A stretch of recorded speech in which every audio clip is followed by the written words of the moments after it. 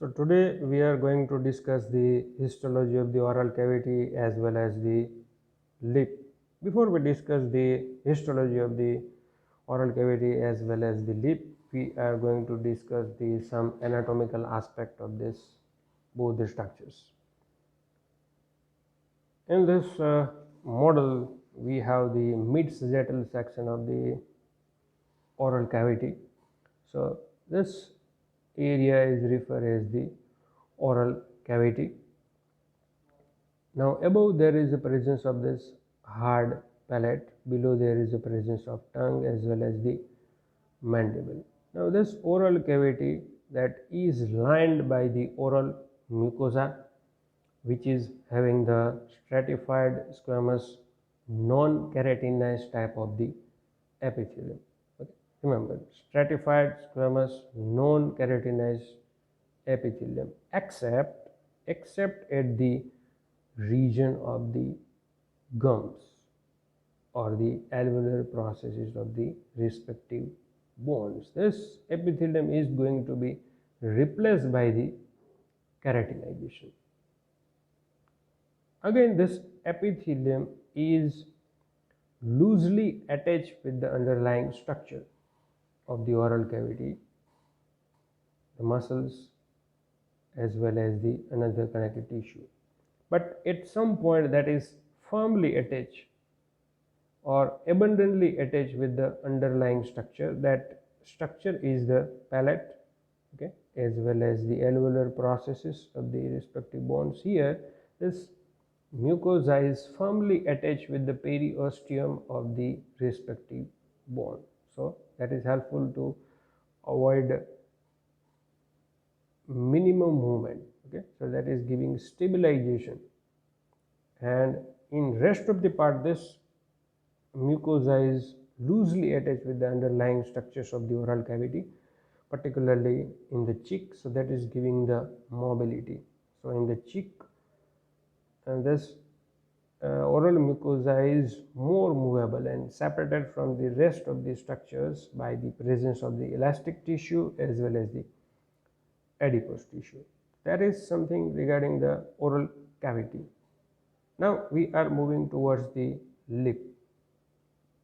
Now in layman's language, in routine language, what we are referring the lip is differ from the definition of the anatomical lip. Normally what we are referring the lip is the area when the lipstick or the lip balm is applied. So this is one of the portion of the anatomical lip. Still there are two another portions of the lip apart from this layman's lip. So first we will see this area which is termed as the layman's lip.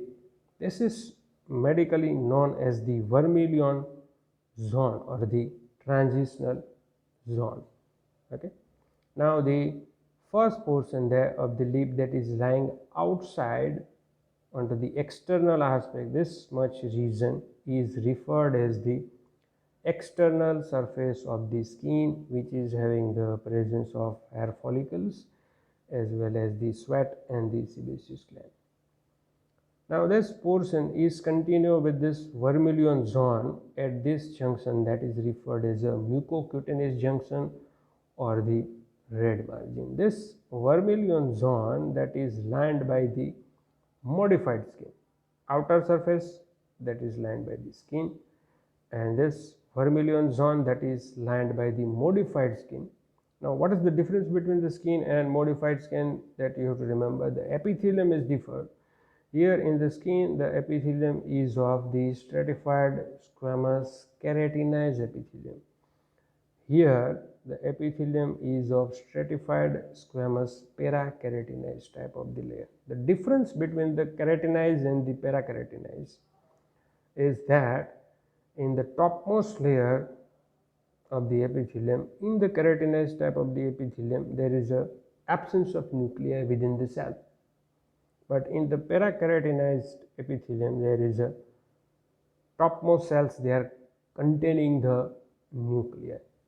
Apart from that epithelium, okay, the underlying tissue there is an absence of the sweat and sebaceous gland in the modified skin, and there is a presence of the sebaceous as well as the sweat glands as well as the hair follicles in the skin region.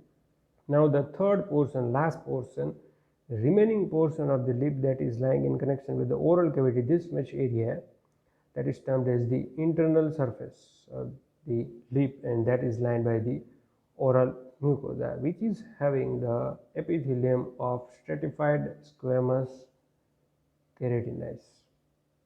Okay, so this epithelium is the stratified squamous non-keratinase type of the epithelium. Next, we are moving towards the front aspect of the face. Okay, here you can see the various parts of the lip. The topmost portion seeing here, that is the external surface of the skin, that is lined by the stratified squamous keratinase type of the epithelium. This portion is continuous with the vermilion zone, okay, which is lined by the modified skin at the point here, and that is termed as the mucocutaneous junction. The inner aspect of the lip we cannot see with the closed oral cavity. Okay, for that there is an opening of mouth is required. Next, we are going to see the schematic diagram of the lip. As we have already discussed, the lip has three portions, three subdivisions. This is the skin, this is the vermilion zone, and this one is the inner aspect, internal surface.